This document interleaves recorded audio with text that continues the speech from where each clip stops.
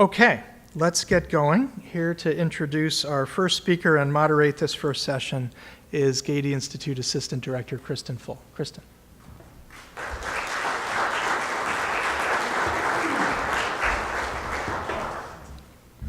Well, I am delighted to welcome and introduce our first keynote speaker, Dr. Timothy Eatman.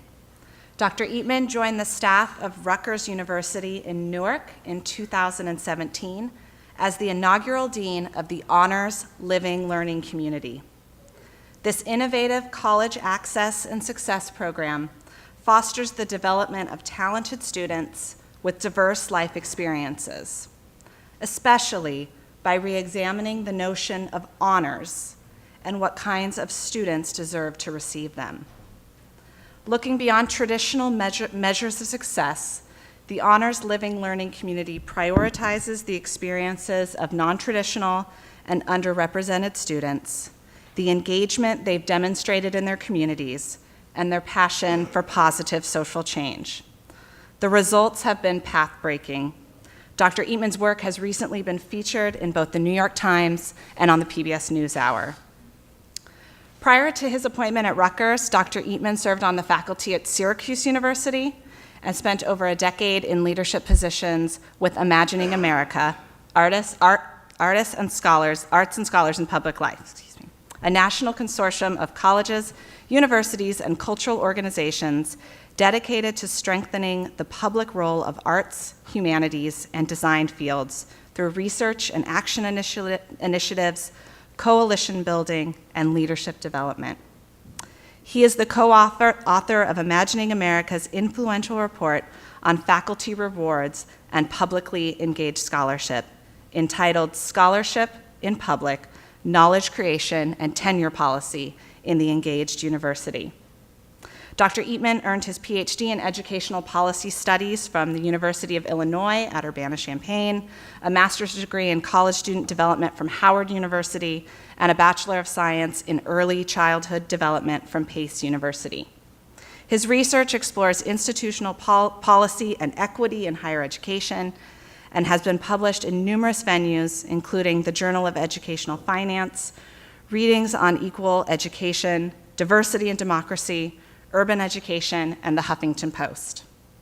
Dr. Eatman is an active contributor to the work of the American Association of Colleges and Universities, serving as a faculty member for their summer institutes on high-impact practices, and serves on the advisory boards for the International Association for Research on Service Learning and Community Engagement, and Bringing Theory to Practice. We're really grateful to have Dr. Eatman here with us today. Please join me in welcoming him.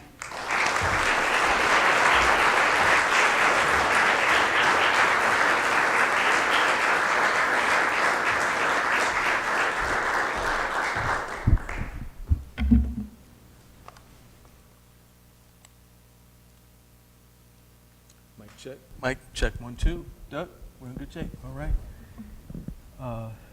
Good evening. How's everyone doing? All right.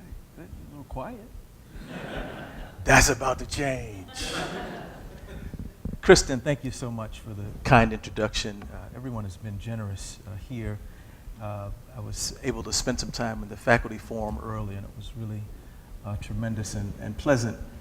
And I really appreciate being in conversation with Aaron since August, actually, who told me about this amazing theme and the legacy of this conference and the work that you've been doing over the years, and also introduced me to Chris, who was traveling at that time, but we did actually get to catch up. So I want to just celebrate and acknowledge that forward-thinking work to set up this space. I also want to celebrate President Beebe. Actually, I was a faculty member at Spring Arbor University in Michigan, which is one of your sister colleges, I believe, over a decade ago, and he was there at that time, and Provost Sargent was there prior to that, so it's a nice connection. So happy spring. The vernal equinox may not mean much to you folks in the central coast of California, But this East Coast New Yorker is elated. Once again, happy spring.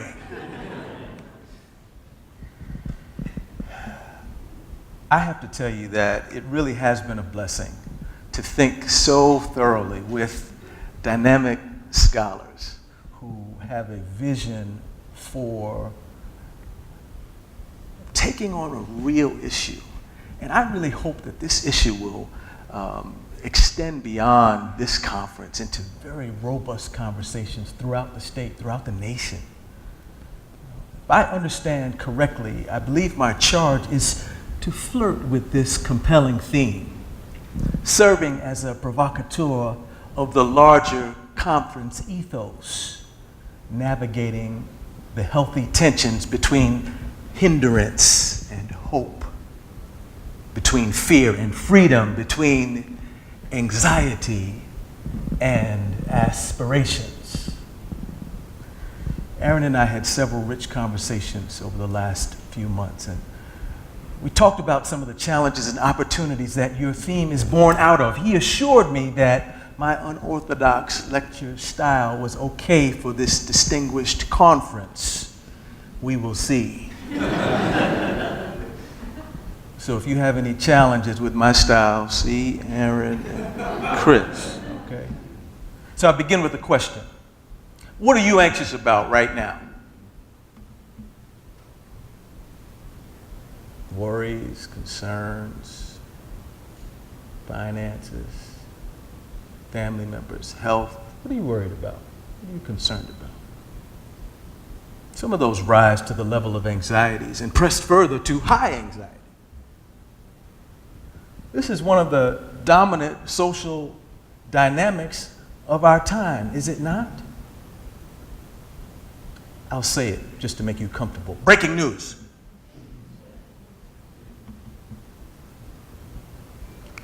My oldest daughter is working on a PhD, an MD PhD in neuroscience at Emory University.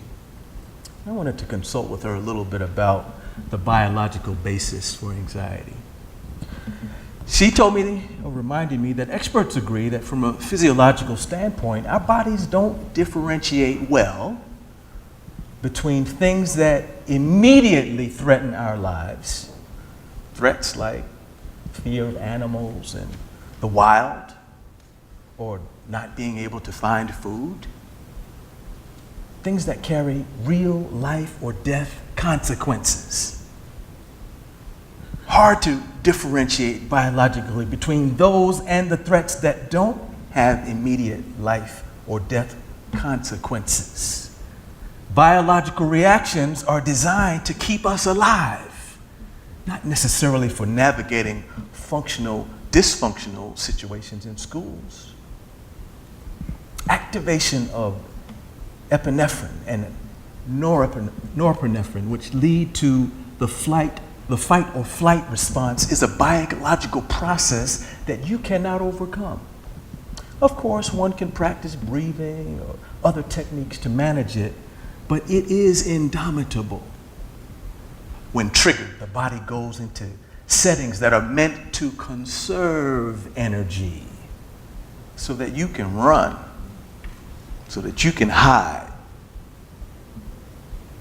So when you see bad news on TV or a test that you are dreading or stresses at work, but something that doesn't threaten your life, it is the same fight or flight responses that are activated in your body. Over and over again, it takes a toll, skipping over some essential mechanisms, like, for example, digestion. It speeds up. Why? So you don't have to spend energy on it. Are there implications for education? When students are anxious in schools, it actually makes their bodies conserve energy that we want them to put forward in learning. Years of the same being activated, being activated that isn't appropriate for the actual threat you are facing can be very harmful. Think about our systems so they don't trigger some biological systems that were designed to keep us alive, not designed to be activated. when we're in a stressful school setting. Change the environments in the school versus changing students' perception of themselves. I want to submit to you that one of the ways that we can address high anxiety is with the power of the imagination. Lewis Carroll says it powerfully. Imagination is the only weapon in the war against reality. It strikes me that I would be remiss to address the question of high anxiety in the liberal arts without drawing on the perspectives and including the voices of students. So, meet my co-presenters. This is Sarah Shah and Mohammed Farj. You're going to hear their voices throughout. I've titled this keynote, Mission versus Major. Beware the shrinking imagination. Mission versus major. Beware the shrinking imagination. Y'all are too quiet. Will you repeat after me? Beware. Beware. That sounds nice, Provost Sergeant. Beware, beware. The shrinking imagination. One more time. Beware, beware. The shrinking imagination. My co-presenters emphasize this troubling juxtaposition between mission and major in some powerful ways, and we're going to get to that in a second.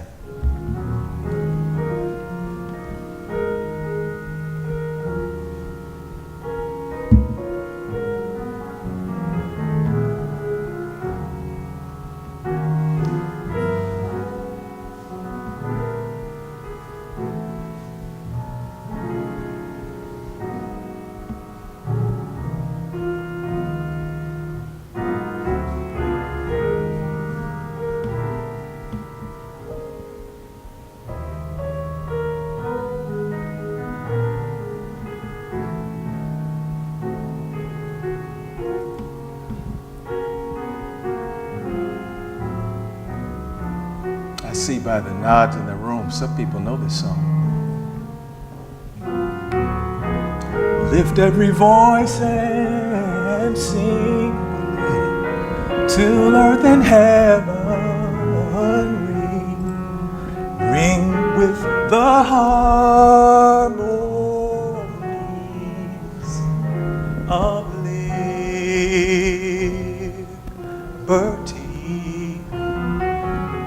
Let our rejoicing high as the listening skies. Let it resound loud as the rolling sea. Raise your hand if you know the song. Yeah. Sing a song full of the faith that the dark past has taught us. Sing a song full of the hope that the present has brought us. Facing the rising sun of our new day begun. Let us march on till victory is won. James Weldon Johnson challenges us in such a powerful way with this song. If you haven't heard it, check it out. The pianist there is a guy named Cyrus Chestnut. He's a monster. Any jazz heads in the room? He's a monster. Check him out. He's got problems, you know? But James and his brother, so James wrote this as a poem in 1900, and his brother John Rosamond Johnson set it to music in 1905. The Johnson brothers call us to bold action for the healing change that our society desperately needs. In the face of stunning high anxiety, these brothers use the arts to challenge us to confront the desperation with faith and hope. Sing a song. Did you miss it? Full of the faith that the dark past has taught us. Sing a song full of the hope that the present has brought us. And yet we've got a long way to go.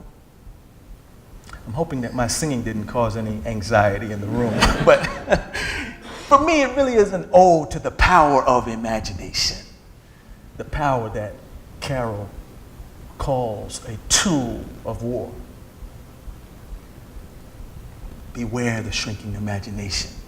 This is going to be a refrain while I'm in front of you. Beware the shrinking imagination. We know that higher education is in a fight to overcome shrinking imagination. We worship standardized tests for college admission when we know that only a paltry amount of variance can be explained on first-year attainment, right?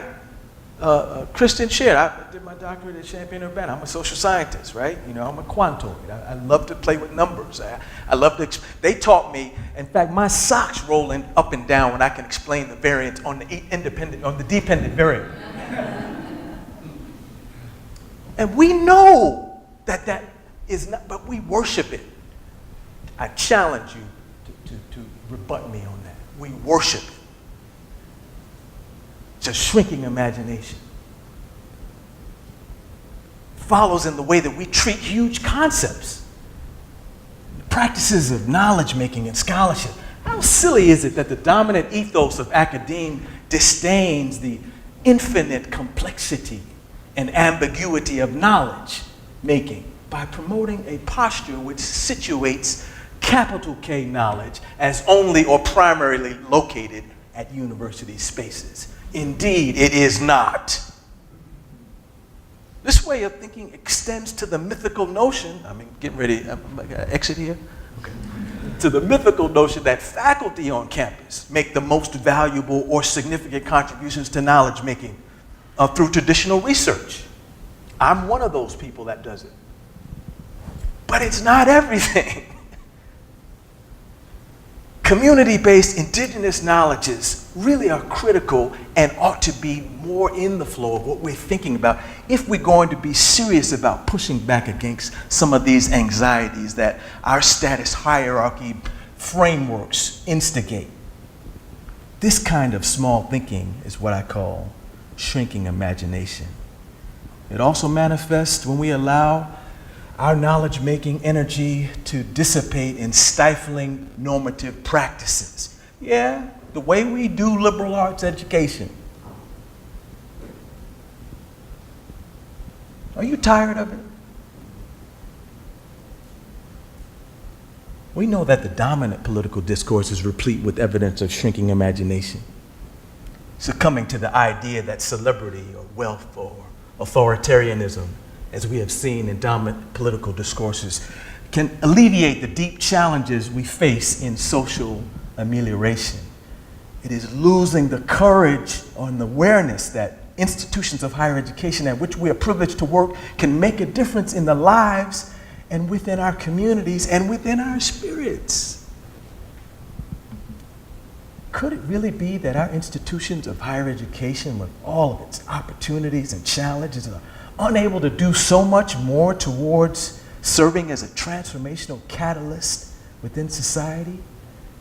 Beware the shrinking imagination.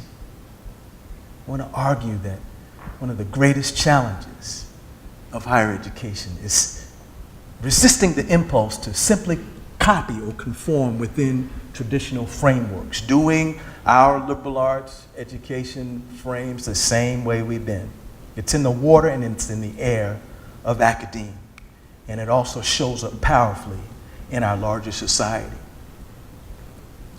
So I'm putting up here a slide about the Association of American Colleges and Universities Liberal Arts and America's Promise. I'm sure you're familiar with it. And I think it's really important work for us to think about and engage.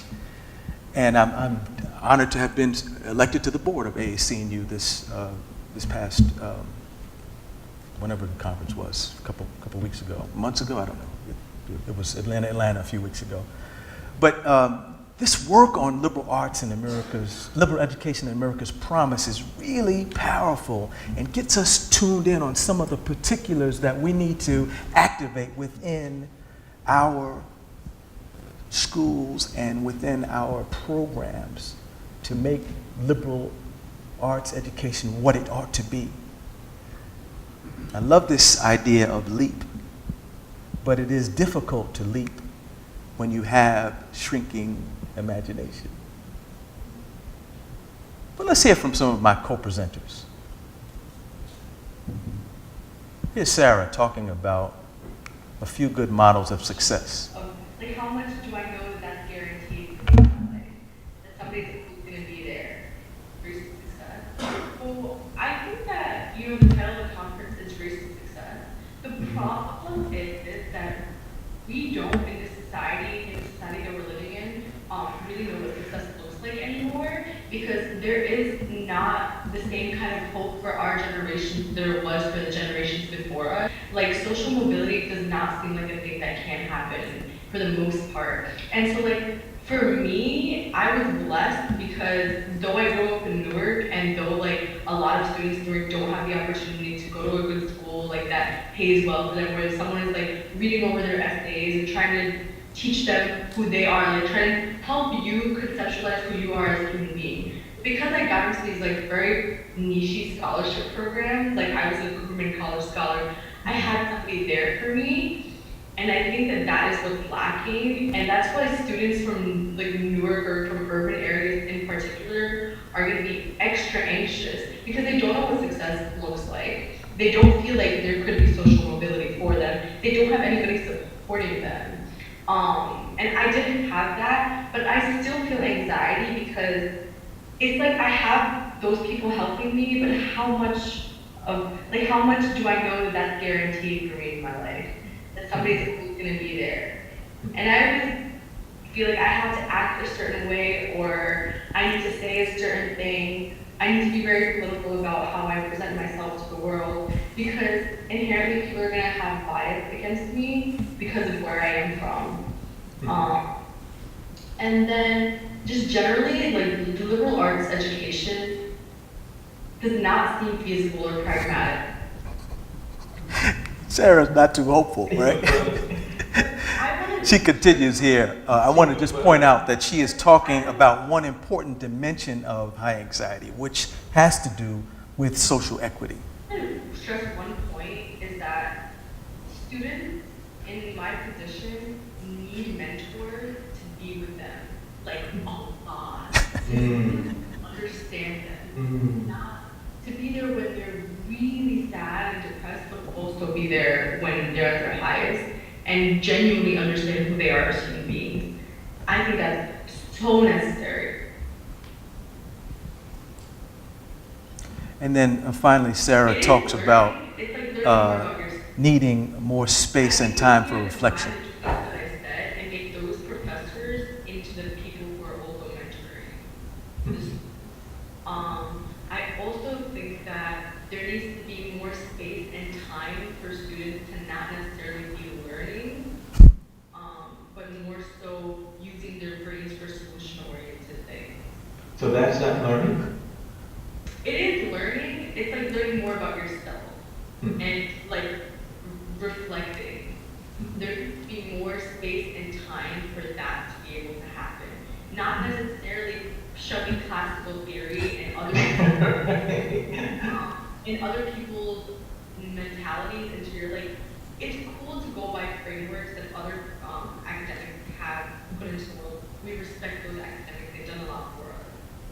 But students need to be able to reflect on that information and be solution-oriented. Sarah is hungry for something larger than a focus on her major, right? She's really asking questions about what her mission is. Listen to Mohammed Farj as he reflects. That is very interesting. The idea of actually Oops, sorry. exploring in college. Mhm. The idea of He's talking about exploring in classes in college. seeing what interests you or not, just understanding that from experience and courses. I feel like the way students are walking now, and I think you know this more than I do, is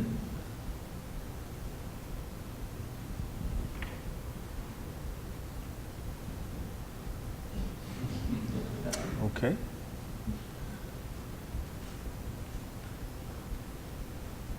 you see it with the things that students apply to, where they apply to certain, say, engineering schools, and don't really consider anything else because it's Right, right. right. They're engineering students. When actuality, they may look at the first semester, you know, I really want to go to the college. I really enjoy talking about this in extracurricular, and I know I'm going to enjoy going the course with that. So I feel like if you really got the students to connect with them, that it very much is normal that what you think is normal is wrong. Where like me personally, like I went to college. I've had two older brothers, so I know how the experience was a bit. Like I had that exposure. I went into college saying what I intend to major on probably isn't what I'm going to. Wow. And that's pretty funny. I put into wanted to be a straight business major with another government real estate. But then the process of getting into college with like the internship with the HLC, minoring in social justice, I think I told you, I think I want to start doing law. And that has still stuck with me till now.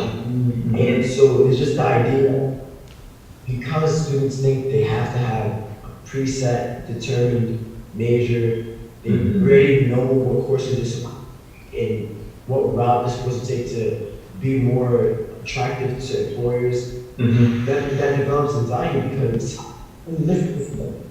Say you do fail class here and there, not here and there, but say you do fail class in a semester.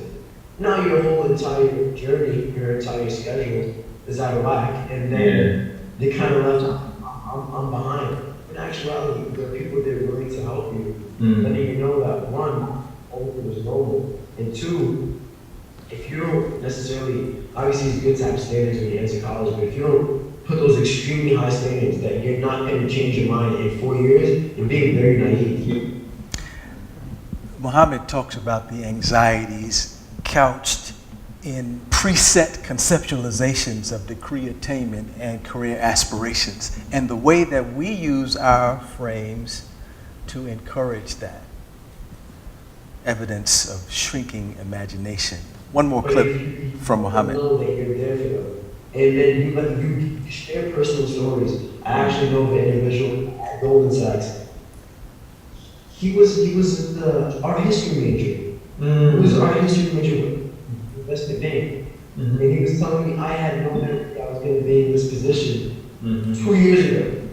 So you mean to tell me 4 years ago you were supposed to know that you wanted to be in the investment bank?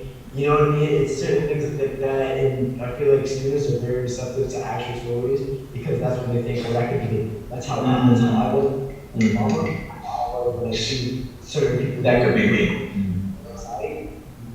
So when you have the idea that you know what I want to major in the first year, I have to take this course this semester, this course that semester, and then allow for no errors, no margin of error. Yeah. Mohammed, I'm very proud of you. You know that. I was pleased to have a chance to just hear the voices of these students with respect to these questions. And they had a lot more to say. I know that yours also have a lot to say about this, and I encourage you to listen to them.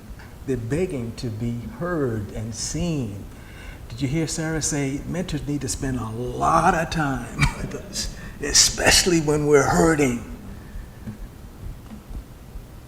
We have to think about that in the context of this work that we are doing.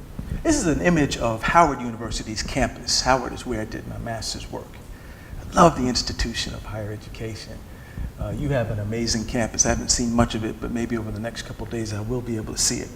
But I put my pop right in the center of the yard. That's my paternal grandfather, Charles Eatman, Sr. He's the reason why I have this premature white hair. I'm not that old, okay? And I always carry Pop with me because I realize that part of the anxieties that manifest around questions of equity in the academy have to do with the way that we structured our system. Hey, Pop couldn't have a library card legally.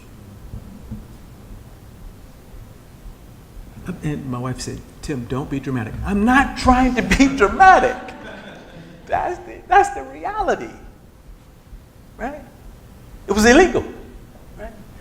But it is these institutions of higher education like we're in right now, with its ebbs and flows, that have made so many opportunities possible.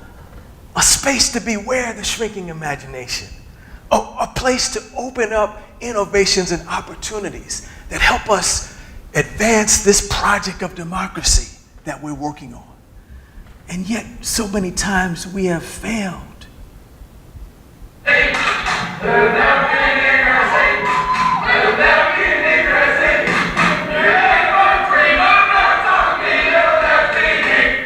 We could spend all day going through examples like that of anxiety-producing kinds of activities on the part of students and on our part, faculty and staff.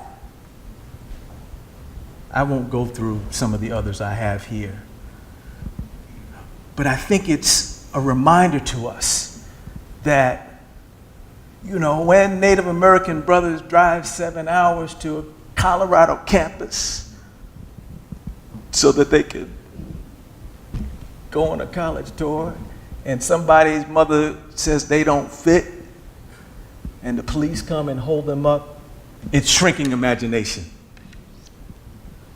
I submit that when in Florida, students are dancing across the stage, they got their degree, maybe they were thinking about the fact that their granddaddy didn't have a library card.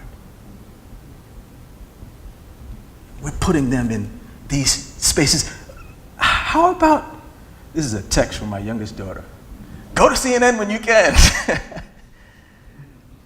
Oh man, I wish I had time to tell you about our journey when she was applying to college and how, do you know now that you can put in stuff that says with this GPA and this, you can get the probability of getting your dream school is this? She's sitting in the car just weeping. I'm like, baby girl, slow down. I study this stuff. It's a game. I bet we know, we have a better sense of what a game it is now. Is this on? Y'all hearing me? It's a game. And okay, let me stop. That's a whole other thing. And it manifests even in internalized depression, right? Exploiting, you know, oh my God. I mean, we have a real challenge in this regard. Beware the shrinking imagination. Now, I'm fast forwarding here because I've taken too much time on the front side. But part of our shrinking imagination is in the discourse of the crisis of the humanities, the slow death of the university. But I want to ask you, colleagues, right now, a question. What kind of institutions of higher education does a strong democracy need? It's a real question. And it's a question of great relevance to this topic that we're after today. What kinds of institutions of higher education does a strong democracy need? Okay, you got 2 minutes. Talk at your tables about it. Let's do it.